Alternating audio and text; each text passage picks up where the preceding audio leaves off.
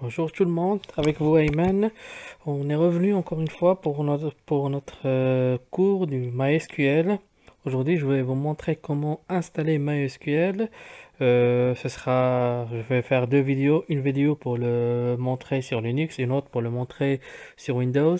La vidéo présente, elle sera consacrée pour l'installation de MySQL sur Linux et une autre vidéo où on montrera l'installation sur Windows. Là, je vais prendre mon terminal.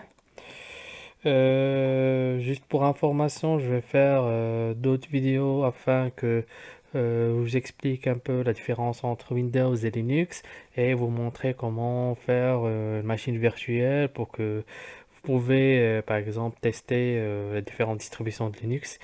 Mais ça, ce sera dans une autre vidéo. Aujourd'hui, revenons sur nos sujets et MySQL. Donc là, j'ai installé machine virtuelle sur mon environnement et je vais installer MySQL pour la première fois sur cette machine virtuelle. Juste pour information, moi j'utilise pour cette formation la distribution Ubuntu. C'est un peu différent pour d'autres distributions, mais Ubuntu euh, c'est un peu plus simple pour les débutants.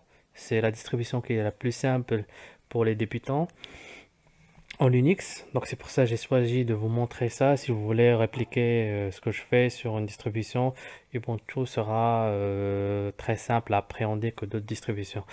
Toutefois, il y a pas mal d'autres distributions qui sont super et le choix de distribution doit être selon vos exigences et selon ce que vous allez faire. On verra ça dans une autre vidéo. Donc en revenant sur notre vidéo courante et notre sujet de MySQL, ce qu'il faut savoir, c'est l'installation sur Linux. Elle est assez simple. Elle est assez simple. Là, sur notre nouvelle machine, on va taper juste en commande pour dire à notre OS d'aller chercher MySQL et de l'installer sur notre machine. Ce qu'il faut savoir, c'est qu'on va installer deux choses, donc deux composants différents, comme on a pu voir dans la première vidéo théorique. Ces deux composants seront la partie serveur et la partie client.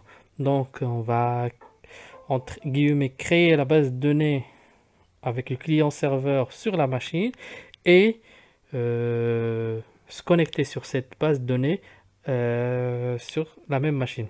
Donc on va voir ça. Donc la commande est la suivante. Commande est la suivante. Donc sudo apt-get install. Donc et la première partie MySQL Server. Donc là ça va installer la première partie le SQL Server et MySQL Client. Donc, et ça va nous installer la deuxième partie client. Donc, admettons que vous avez la base de données déjà préinstallée dans un autre serveur.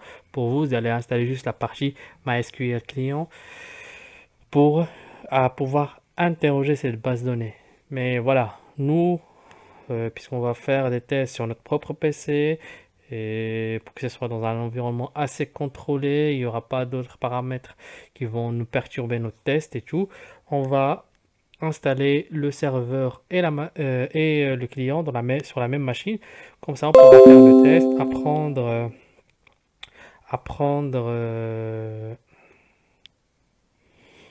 apprendre, notre cours et utiliser cette base de données pour plein de choses qu'on peut faire nous, qu'on peut faire.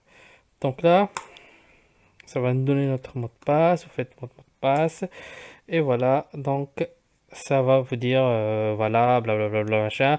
Est-ce que vous voulez continuer? Vous dites oui. Et là, ça va commencer à télécharger et après installer tous les composants que vous avez besoin pour MySQL Server et MySQL Client. Ce qu'il faut savoir, c'est que c'est différent pour les gens qui viennent de Windows, c'est un peu différent sur Linux et c'est très très simple parce qu'il y a déjà des packages qui sont déjà prêts et que vous installez c'est vous installez les logiciels que vous voulez de ces packages et s'installe directement dans le bon répertoire. Donc là, il est en train d'installer tout ce qu'on a besoin. On va attendre la fin de l'installation. Donc là, il a fini l'installation. Donc ce qu'il faudrait faire quand même, c'est on va essayer de se connecter sur la base de données, sur la base de données avec le root, donc l'administrateur. Donc par défaut, il n'a pas de mot de passe. Donc ce qu'on va faire, il faut faire comme ça. Donc sudo mysql -u, ça veut dire -user. Donc et l'utilisateur, c'est le root. Voilà. Et normalement, là, j'ai accédé à ma base de données. Donc là, par exemple, si je fais, par exemple, un select, on va voir ça en plus de détails après. Hello world.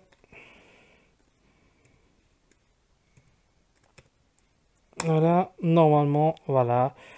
Ça me fait cette réponse-là. Donc là, nous, on a installé les deux composants, le serveur et les clients. On a pu se connecter à notre base de données, donc avec l'administrateur. Après, il faudra qu'on crée un nouveau utilisateur pour qu'on lui donne que les paramétrages qu'on veut, pas les paramétrages, mais les permissions, les droits qu'on veut, afin que voilà, on ne fout pas en l'air toute notre base de données si on fait des erreurs. Comme on a pu voir, pour se connecter à notre base de données, on a dû utiliser le sudo qui est le super utilisateur sur Linux. Donc nous, on voudrait se passer de cette fonctionnalité, ne pas utiliser le sudo et utiliser directement le mysql-u avec l'utilisateur qu'on veut.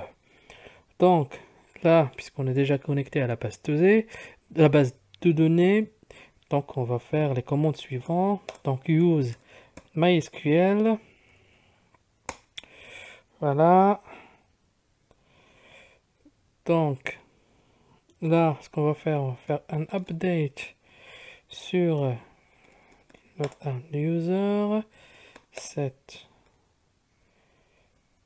hop, plugin est égal hop, MySQL native password comme ça, vers user root. Voilà. Voilà, on a vu que ici, on a fait un update sur la base de données, sur la table user, et on a changé ce paramètre-là quand l'utilisateur est bien le root. Bon, ça, on va voir en plus de détails pour la commande update, mais sachez juste qu'on va changer un paramètre pour qu'on puisse utiliser directement la base de données sans passer par le sudo. Donc là, on va faire un flash des privilèges. Oui, Ledges. Voilà. Et là, on va faire un exit. Donc, on va sortir de la base de données. Donc là, on a quitté la base de données. Et ce qu'il faut faire, il faut redémarrer les services du MySQL. Donc, et pour ça, c'est la commande sudo service MySQL restart. Donc, et là, on va attendre un peu. Voilà, il va redémarrer les services MySQL. Donc, et là, on va essayer de se connecter. Donc, MySQL-u root. Et voilà, on s'est connecté directement à la base de données sans utiliser le super utilisateur qui est le sudo. Et c'est tout pour aujourd'hui. Donc, c'était vraiment un tuto rapide pour vous montrer comment installer la base de données. Donc, pas la base de données, mais comment installer le serveur client, les serveurs et le client. Donc, installer la base de données sur votre PC et l'application client pour pouvoir se connecter à cette base de données. La suite, ce sera qu'on va essayer de voir comment ajouter des données. Donc, je parlerai rapidement de comment créer des tables sur la base de données et tout, mais ce ne sera pas le but du cours. Vraiment, je vais vous montrer une méthode pour injecter rapidement différentes données dans votre base de données et qu'on puisse faire la suite du cours assez rapidement. Je vais faire la même chose dans une autre tutoriel. Je vais faire la même chose, vous montrer comment installer MySQL Server et partie client si vous utilisez Windows. Ce qu'il faudrait savoir aussi, c'est que si on, c'est la même chose pour Windows. Donc, la plupart, pour se connecter sur la base de données et tout, on va utiliser la commande, donc le terminal.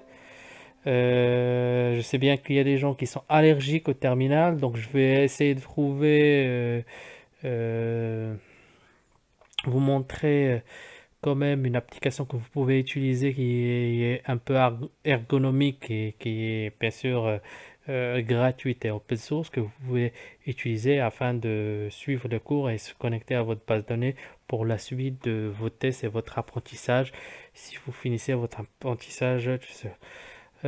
Donc n'hésitez pas de nous laisser vos commentaires. Si vous n'avez pas compris une partie, n'hésitez pas de nous écrire vos questions. Euh, et abonnez-vous.